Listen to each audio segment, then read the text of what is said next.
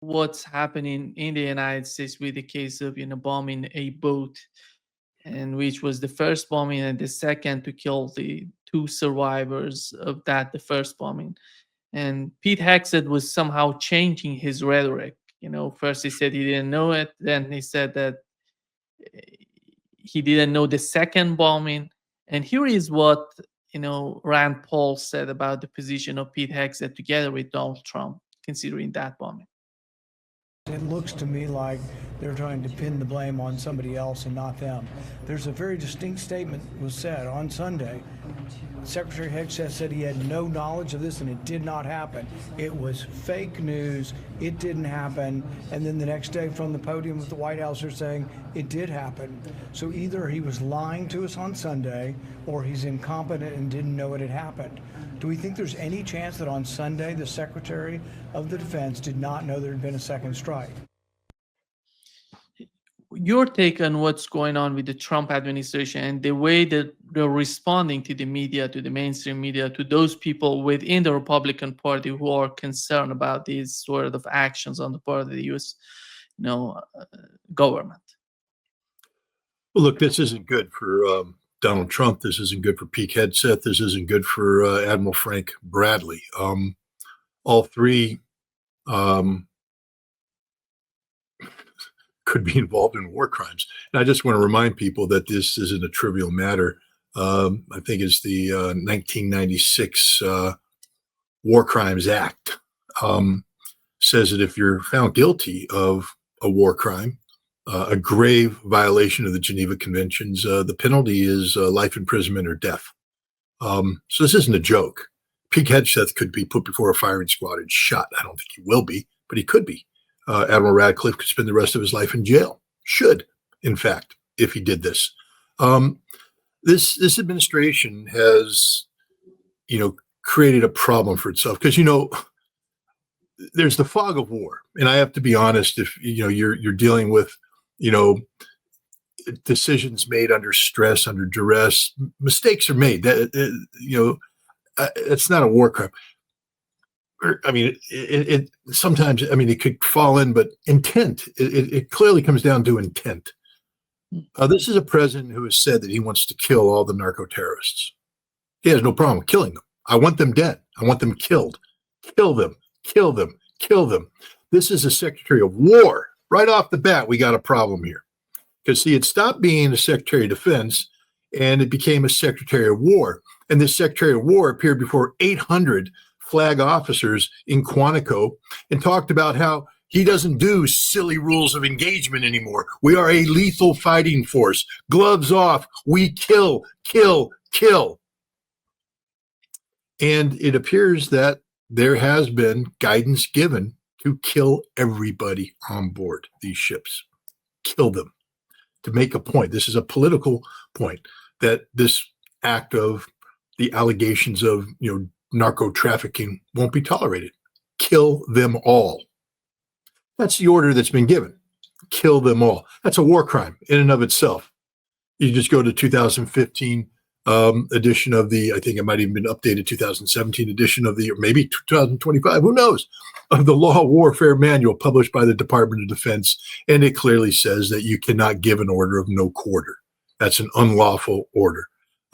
Can't be obeyed, must be disobeyed. So if at any time the president or Hegseth said kill them all, the only response is no, sir, and I'm rejecting this order in writing because this order is a flagrant violation of the law of war. And I would be subjected to criminal proceedings under the Uniform Code of Military Justice. So I'm not just saying no, but I'm doing it in writing formally telling you that this is an unlawful order. And there's really nothing that can be done to that person because what the president's going to say, oh, yeah, I gave you an unlawful order and I'm going to punish you for failing to obey my unlawful order. And Hegseth, so right off the bat, we have a problem because Hegseth and Trump have corrupted the mindset of military professionals. Let me just make it clear as day, Nima. I was trained to kill, all right? And I can kill a hell of a lot better than half the people in the military today. All right. I was trained to close with and destroy the enemy through firepower maneuver. And I was a heartless, ruthless son of a bitch. If you went to war against me and my fellow Marines, we would have slaughtered every single one of you with joy, because that's what we were trained to do. But we were also trained that war, as horrible as it is, there has to be restraints. As a second lieutenant, I was trained on the law of war. We don't murder people. We kill them. You got a gun, you're dead. You pose a threat, you're dead. I will not lose any sleep killing any threat to America, any lawful threat. I will obey every lawful order given to me to wade into the enemy and butcher them. The idea that somehow the military has lost its ability to kill. Hegseth himself indicts himself. In the same speech he gave to 800 flag officers, he said the standard he wants is the 03, that's a captain rank, 1991. Guess who was an 03 captain in 1991? Me. I'm the standard. I'm the most lethal trained American that's ever been made. Me and my fellow Marines, soldiers. At that time in 1991, there was no finer fighting force in the world. There has never been a finer. We were highly trained. I mean, training that you couldn't even imagine today. We spent more time in 29 Palms in my field artillery unit. We fired, one battalion fired more live rounds of artillery in realistic training conditions than the entire Marine Corps fires this time. One battalion of artillery in 1985, 86, 87, 88, we fired more artillery ammunition in one training year than the entire Marine Corps fires today. That tells you something. And again, we weren't just sitting there pumping rounds downrange. We were out in the field, moving, shooting, communicating under realistic conditions, preparing to fight a Soviet threat who outnumbered us, outgunned us. We had to move all the time. We had to be clever in our tactics. We trained. And when we went up against the Iraqis in Desert Storm, we kicked their ass. And people go, well, what? Fourth largest army in the world, just got off of fighting a major war with Iran and winning, compelling the Iranians to, accept a peace deal that Khamenei, the supreme leader, said was like drinking a cup of poison. The Republican Guard was considered to be one of the finest fighting forces the world has ever seen. Modern Russian equipment, very effective, well-trained, well-led, well-motivated. These are kick-ass kind of guys, and we slaughtered them. They didn't stand a chance. Nobody would have stood a chance against us back then. And so this notion that somehow our military didn't know how to kill, that Pete Hegseth had to come in and teach them how to kill by saying, kill, kill, kill. What stupidity. Our military knows how to kill. They don't need to be treated like children and said, now the gloves are off. Man, when the time comes to fight, we will kill, but we don't murder. That's the difference. See, as a second lieutenant, I was shown videos in my law of warfare class, specifically about U.S. submariners after sinking Japanese merchant shipping. There's videos of this. They came in and the Japanese are in the water and they just casually sat there and shot them. Machine gunned them down, shot them, killed them all, laughing about it. Japanese are begging to be rescued, just killing them all. Japanese did it to us. We did it to the Germans. The Germans did it to us. At the end of the Second World War, some German submariners were actually arrested, tried, and executed for murder. This was so prevalent in Second World War. And this is why it's important to understand, because everybody's bringing up videos of, AC-130s hitting people in Afghanistan and saying, see, this is the double tap. None of it matters. We're talking about in the water, maritime. In 1949, the Geneva Conventions were written specifically addressing this issue, that you cannot, once a ship is hit and the people are in the water, they are hors de combat. That's the French pronunciation of what we Marines would like to say, hors de combat. You're out of the fight, man. You can't fight anymore. You're in the water. You are now somebody that can't be attacked. You must be rescued. You are a protected person. It doesn't matter. Read the freaking law. I have. It doesn't matter if you're a sailor for a Navy, a merchant marine, or a narco-terrorist. It doesn't matter if this is national war, international war. It doesn't matter. You're in the water. You're out of the fight. You can't be killed. End of story. Reaffirmed in 1977, the additional protocols of the Geneva Convention, and adopted by the United States since that time as part of the Law of Warfare Manual. It is clear, 100% clear. Bam, you hit a ship, people are in the water, can't touch them. There's no exceptions to this. There's no exceptions to it. They can't be attacked. And this appears to be what happened. Now, we don't know the exact timelines. I mean, again, Hegseth doesn't do himself any favors because he's saying that he was there for the first strike, but then he left, and hours later, a decision was made. That means it's not spur of the moment. This isn't, SEAL Team 6 up there going, oh my God, guys in the water, look, you might be going for a gun, take them out, boom, boom, boom. That means somebody considered the video and said, we're going to kill these people. And ladies and gentlemen, this is a war crime, a murder most foul, to quote Hamlet. This is a crime punishable by death. This is where we're at today in America. I mean, and it's funny because, Hegseth and Trump are going after what they call the seditious six, those 6 Democratic lawmakers who dared suggest that military officers not obey unlawful orders. Then we're attacked for that. How dare you? My God, Bradley went maybe very well wishing that he had listened to. I think it was Hegseth in 2016, maybe 2019. I think he said the same thing. He was up there back when Barry Obama was the president, and Hegseth hated Barry Obama, and they were out there saying, "You're droning people, buddy." And he gave a lecture. He said, "We can't obey those unlawful orders given by the president of the United States."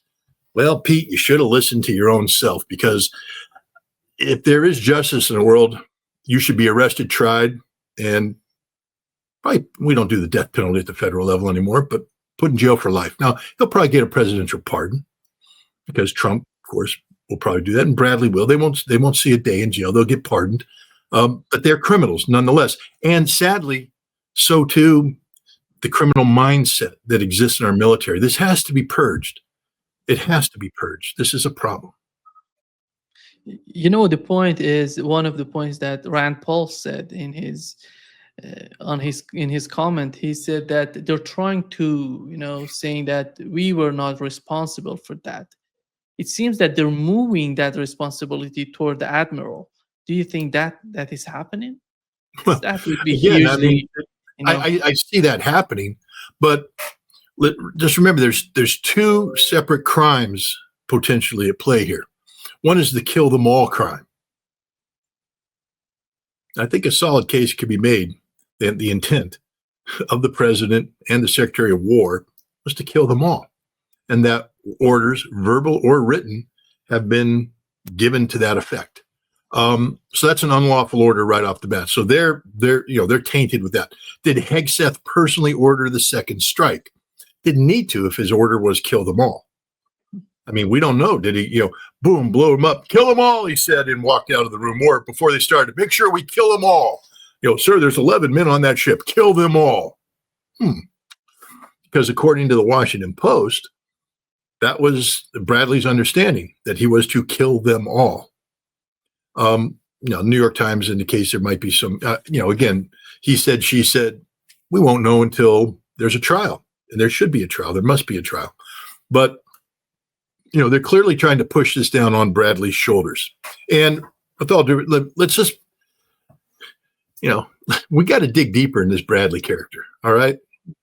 Because, he may be a vice admiral, or I think he's an admiral today. Big guy. I think now he was at the time the commander of Joint Special Operations Command, the Delta Force and SEAL Team 6 guys. Now I think he's the commander of, Special Operations Command, the whole big thing. But there was a time when he was a member of SEAL Team 6. And herein lies the rub. SEAL Team 6 is a criminal organization. Every single one of them. They're murderers. They have an ethos that's just unforgivable. Red Team canoes people is part of their thing. Robert O'Neill, you remember him? Oh, Rob O'Neill. I killed Osama bin Laden. He didn't. Some other SEAL killed him. O'Neill came in afterwards and canoed him. Canoeing is shooting them in the head to split the skull open as a sign of, look, we were here. You could do it with a weapon. You could do it with an axe. The red men, they did that. And every single one of there's 4, saber squadrons, or whatever the hell you want to call them, blue, gold, silver, and red. All of them are criminals. I mean, you go and take a look at the fighting at gosh, they call it Roberts Ridge, named after I guess a Navy SEAL that fell out of an airplane and got killed.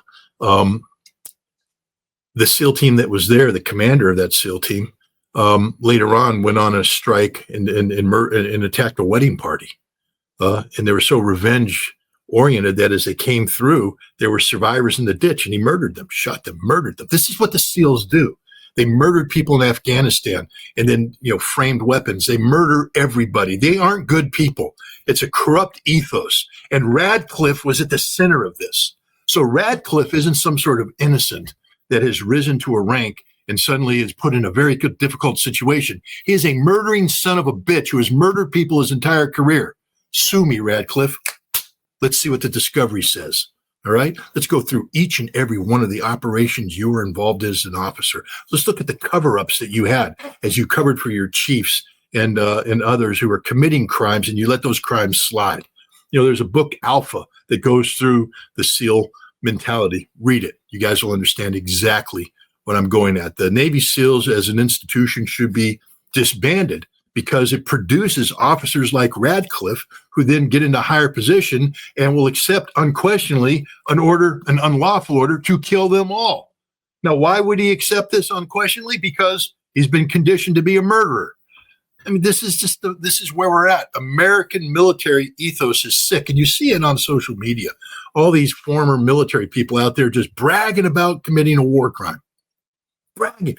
Buzz Patterson, some asshole who carried Bill Clinton's briefcase, nuclear briefcase, thinks that makes him a hero. Flew C-141s. He's out there talking like he was top dog, and they're hooking and jabbing in the trenches. He's a fat piece of crap who's there today saying things online, implying that it's okay to commit a war crime. It's okay to murder people. And he's echoed by people like Robert O'Neill. Now, we know O'Neill's corrupt because he committed a war crime and, the canoeing of Osama bin Laden.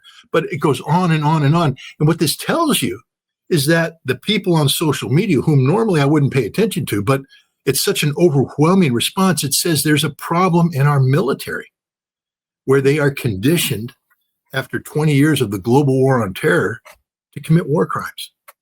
And it seems to be that this is acceptable ethos today. It was never acceptable. I'm getting here to tell you right now, those little Peckerwoods that fought the global war on terror, you guys got a little firefight here, a little firefight there. The war we trained for back in the 80s was world war, large-scale ground combat. We were prepared for death on a scale that you couldn't even begin to comprehend. And yet we would never tolerate murder like this. Never tolerate it. It was against everything we stood for, against the oath we took. Why these people today have their brains so corrupted, it's beyond me. There's a fundamental problem in how we prepare and train our military today. Everything's become political. Used to be that we were apolitical. Look, when I joined the military in 1979, Jimmy Carter was the president of the United States. I was no Jimmy Carter fan, but he was my president. He was my commander-in-chief. You obey the orders given. Ronald Reagan became the president. I liked Ronald Reagan. Sort of happy. George H.W. Bush went to war under him. But then Bill Clinton came in. Didn't like Bill Clinton at all. Didn't matter. I had a job to do, profession. Didn't let the politics get in the way of the job. But today now, thanks to George W. Bush, well, I think Bill Clinton started it, purging people who he deemed were, not politically loyal. What do you mean politically loyal? Military's not supposed to be politically loyal. They're loyal to only one thing, the Constitution. And therein lies the rub. Because people stopped being loyal to the Constitution and started becoming loyal to a politician, to a president, to a political party. And that's where we are today, in a military that's been fundamentally corrupted by domestic politics. And what it's done is it's allowed them to cloud their judgment when it comes to basic issues of right and wrong. Just because a president says it's okay, it's not okay. It has to be lawful. And a president can't say kill them all. That's an unlawful order.